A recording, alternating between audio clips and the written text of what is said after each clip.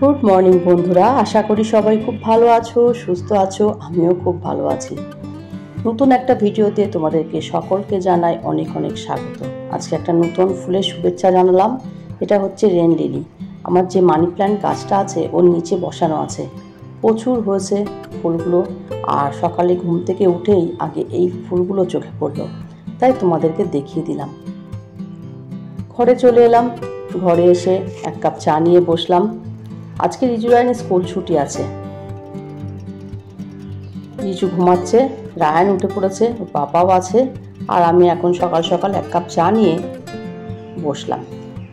সারাদিনের কাজ তো করতেই হবে, তাই ভাবলাম চাটা বসে একটু খেয়ে নিই। ওরা উঠলে তো ওদের আবার পড়াশোনা করাতে হবে। মানে রিজু তো ঘুমাচ্ছে, রায়ান উঠেই পড়েছে। আর এই দেখো, এরাও চলে এসেছে। সকালের ওয়েদারটা আজকে একটু মেঘলা মেঘলা, মানে রোদ উঠছে আবার মেঘলা হয়ে যাচ্ছে। ব্রেকফাস্ট তৈরি করে নিলাম। আজকে বানালাম পটেটো স্যান্ডউইচ। এটা দিয়েই সকালের খাবার দাবার হবে। খাওয়ার পরে ওরা তো যথারীতি পড়তে বসবে। আগে থেকেই পড়ছিল, কিন্তু মাঝখানের এই যে টিফিন ব্রেকটা তো ওদের দিতেই হবে। বিকাল হয়ে গেছে,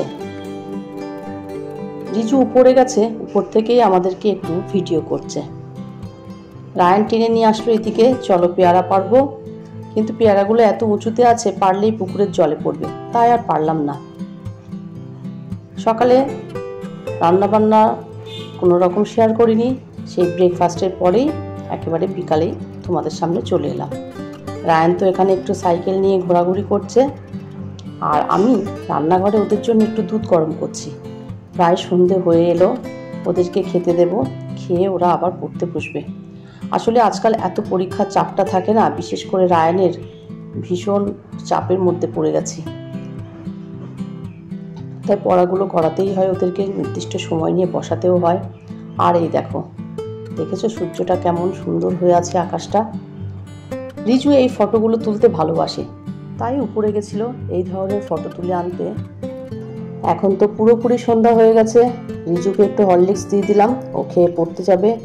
রায়ানকেও করে দিয়েছি, কিন্তু ওর এখনো আসার সময় হয়নি। চলে এলো রায়ানও হরলিক্স খেতে। আর ওর তো বদমাইশির শেষ নেই, ওর হাতে পায়ে দুষ্টমি, জানো তো।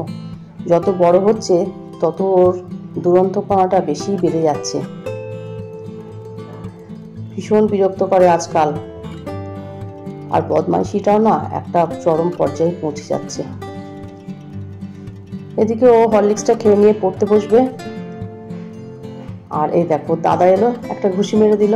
আর ও তো কিছু বলবেই না, ও চুপচাপ থাকবে। আর আমিও এদের সঙ্গে এক কাপ চা নিয়ে বসে পড়লাম। চা খেয়ে তারপর ওদেরকে পড়াতে যাব।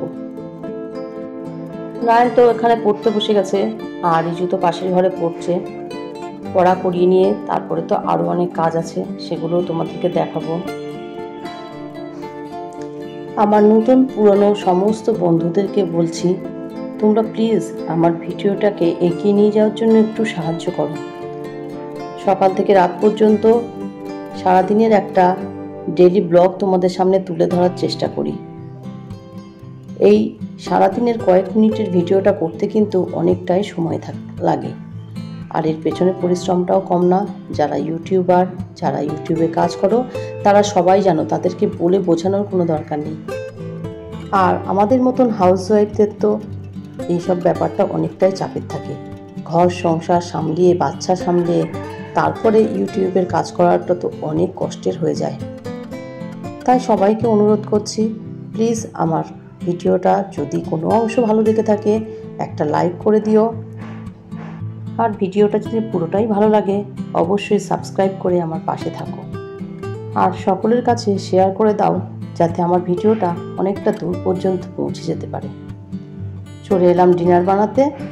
আজকে ডিনারে হবে আলু ভাজা আর রুটি।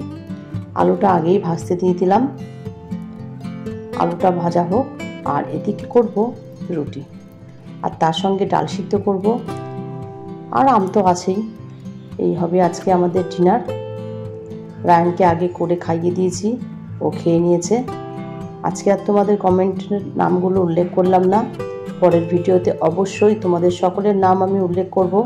তাই আমাকে অনেক বেশি বেশি করে কমেন্ট করো, আর কমেন্টে এমন কিছু লেখো যাতে আমি তোমাদের সামনে সেই কমেন্টটা পড়ে শোনাতে পারি।